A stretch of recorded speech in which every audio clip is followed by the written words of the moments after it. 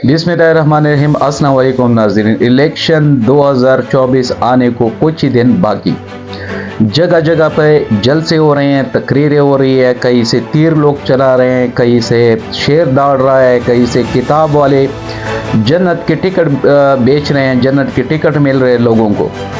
और पीटीआई वाले कभी उनको भले का निशान मिल जाता है, कभी उनसे वापस लिया जाता है। तो मुख्तलिफ़ किस्म के सियासतदान मैदान में उतरे हुए हैं। जो कैंडिडेट है वो अपने अपने मंशूर बयान करते हैं और सबसे ज़्यादा नारे लगते हैं, जी रोटी कपड़ा और मकान हम देंगे। भाई आप रोटी कपड़ा और मकान आवाम को न दें।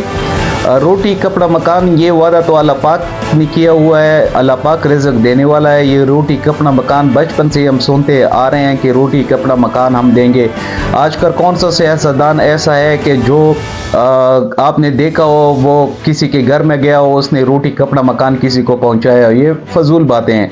आप वो चीज़ें हमें न दें, हम आवाम को वो चीज़ें नहीं चाहिए। आप खुदारा ऐसी कोई चीज़ ले आएँ जो फैक्ट्रियाँ हों, जो यूनिवर्सिटियाँ आप मुफ्त कायम करें, रोज़गार नौजवानों के लिए मुफ्त कायम करें। जो बेचारे बेरोज़गार नौजवान फिरते हैं, जो बेचारे गरीब तबके के लोग होते हैं, वो बेरोज़गार होते हैं, उनके लिए रोज़गार नहीं होता, वो कई सरकारी जगह पे भर्ती नहीं होते, आप उनका ख्याल रखें, उनके लिए आप सब कुछ करें। अभी ज़रा नज़र डालते हैं जो पिछली हुकूमतें गुजरी उनके ऊपर। सबसे पहले बात करते हैं पीटीआई के दौर की। पीटीआई के दौर में क्या हुआ कि पीटीआई की हुकूमत आई, उसके दौरान कोरोना भी आ गया और महंगाई उनसे ज़्यादा कंट्रोल में नहीं हुई। महंगाई थोड़ी ऊपर चली गई, लेकिन कोरोना को उसने बहुत अच्छी तरह से डील किया। पीटीआई ने बहुत अच्छी तरीके से वो पीटीआई जो है वो डील करने में कामयाब रही।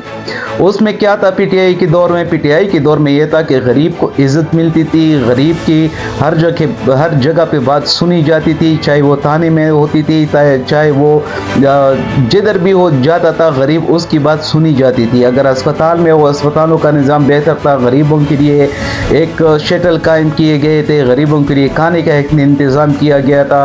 बहुत अच्छे काम किए थे पीटीआई ने गरीब के लिए। अब जब एतमाद का वोट कामयाब हो गया वज़ीर आज़म के ख़िलाफ़, उसके बाद पीडीएम की हुकूमत यानी शहबाज शरीफ साहब की हुकूमत आई।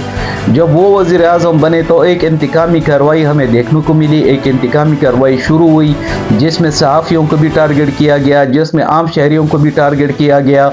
और फिर वही प्रोटोकॉल, फिर वही शहनशाही शुरू हुई, फिर वही बादशाह शुरू हुई कि रूट लगते हैं, सब कुछ लगता है और जी गरीब बंदा वही का वही, फिर ज़ीरो से फिर वही ज़ीरो हो गया।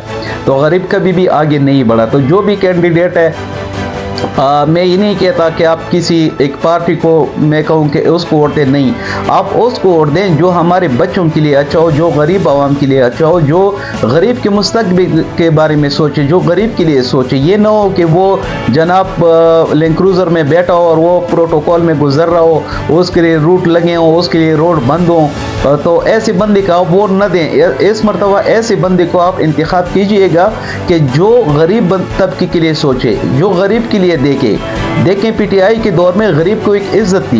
मैं ये बात फिर से कह रहा हूँ कि एक इज्जत मिली हुई थी, गरीब की हर जगह पे बात सुनी जाती थी। जब शहर अफरीदी को वजीर दाखिला लगाया गया था तो वो रोज़ाना थानों में जाया करते थे, वो रोज़ाना अस्पताल में जाया करते थे, हर जगह पे गरीब का पूछते थे। तो हमें ऐसा ही हुक्मरान चाहिए कि जो गरीब के बारे में सोचे। गरीब के बारे में कोई भी नहीं सोचता, सारे अपने अपने लगे हुए हैं, अपने अपने मंशूर पेश कर रहे हैं, कोई क्या कहता है, कोई क्या कहता है। तो ये गरीब के लिए कोई भी आज तक हमने नहीं देखा कि जो गरीब के लिए खड़ा हो, गरीब के लिए उसने कोई आवाज़ उठाई हो। देखें जिस तरह सेहत कार्ड था, बहुत अच्छा सिस्टम चल रहा था, कई लोगों के दिल के ऑपरेशन हो गए, कई के किस चीज़ के ऑपरेशन हो गए, यानी बहुत अच्छा सिस्टम था सेहत कार्ड का गरीब के लिए। यह गरीब के लिए बहुत ज़्यादा फ़ायदा था। उसके अलावा जो कचहरी वगैरह में आप जाते थे, थाने में जाते थे, आपसे तमीज़ से बात की जाती थी, आराम सुकून से आपको बिठा के आपसे बात मतलब आपका मसला हल किया जाता था।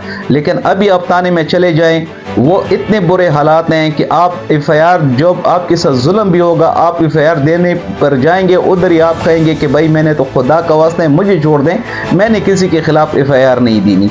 इस तरह मजदूर कार बंदी को देखें, एक बेचारा मजदूर बंदा वो 800 रुपये दिहाड़ लेता है। तो 800 रुपये दिहाड़ में वो क्या क्या करेगा, अपने बच्चों का पेट किस तरह पालेगा, उसकी दिहाड़ क्यों नहीं बढ़ती। इस तरह जिस सिक्योरिटी गार्ड बेचारे को देखें, वो 14-15 हज़ार रुपये तनख्वाह लेता है, वो 14-15 हज़ार में ये क्या गुजारा करेगा। ये सरकारी गाड़ी अगर ख़त्म हो जाए हमारे मुल्क से, सरकारी नंबर प्लेटें ख़त्म कर दें, सरकारी अखराजात ख़त्म कर दें, वही इन गरीबों के लिए कोई अच्छा पैकेज लेकर आए तो ये गरीब बेचारे इनको कुछ मिलेगा, कुछ हासिल होगा। हम सिर्फ जिंदाबाद और मुर्दाबाद के नारे लगाते हैं, ये नहीं सोचते कि हम आगे वोट जिसको दे रहे हैं वो हमारे साथ क्या करेगा।